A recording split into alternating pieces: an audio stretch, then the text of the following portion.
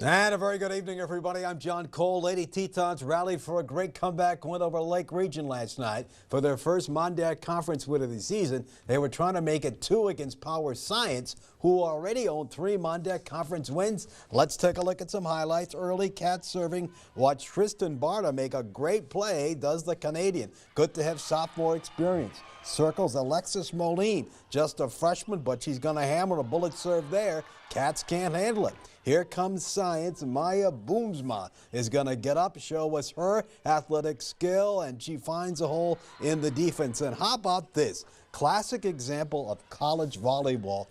Athletic clubs both going back and forth, back and forth. Great save there by sophomore Michelle Hanley. She's from Billings, Montana. But Science is going to come up with the point. They win 25-19.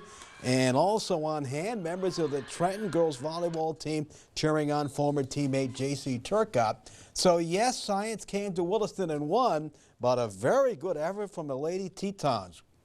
Look at those scores, 25-19, 25-18. Tetons had a big lead, could not hang on, and they dropped the second one 29-27. So they played Bismarck State, very tough, beat Lake Region, and then gave Science all they could handle. So things are looking good for the Lady Tetons, no question about that. Coyote cross-country programs, well, they only have one home meet a year.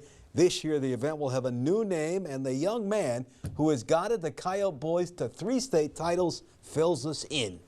Clint Chamberlain Invitational. What a wonderful gesture to that man. Wow. Yeah, that's on September 23rd, Saturday here at the Municipal Golf Course. That's a no-brainer for us to, we changed the date.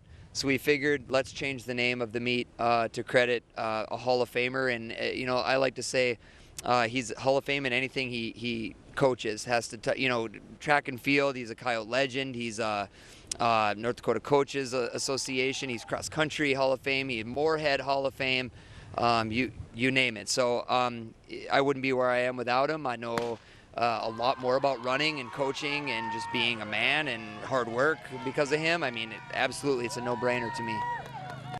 Great move. Action gets underway out at the Muni, 11 a.m. on September 23rd. Tomorrow, Clint's former team will be in Mandan for the Kiwanis meet. A win by the Twins this afternoon in Cleveland, and they would own a full 8-game lead over the defending Central Division champs. Let's go to Cleveland and see if they pulled it off. No score. Bottom of the second, Will Brennan with a base hit to left off Joe Ryan. 1-zip guards. Then in the fourth, son of a gun, still 1-zip. He does it again. This time it's a double. 1 run will score.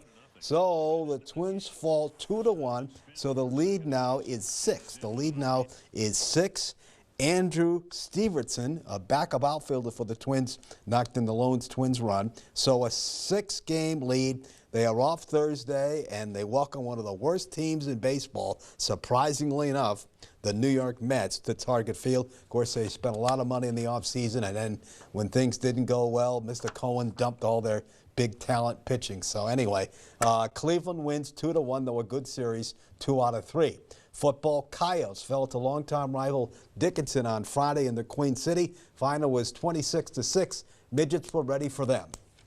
Yeah, it's a good football team. Coach Tucksher, he's always going to have his team prepared and ready to play. I got to find out, they were eager to play us, and they were excited to play us. We came out a little bit slow and almost kind of waiting for something to happen, and you can't do that against a good football team.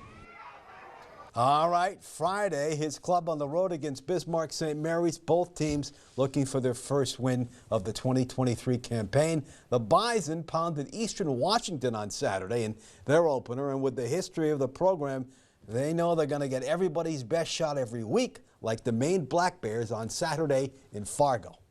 All we've done is set the standard. Now each week we got to continue to try to push that standard, find ways to get a little bit better, and that'll be the challenge as the head football coach and our coaching staff. We need to avoid being comfortable, being complacent, and allowing ego to get involved. All right, they are 0-1 in the season. They lost their opener to Florida International 14-12. Let's take a timeout.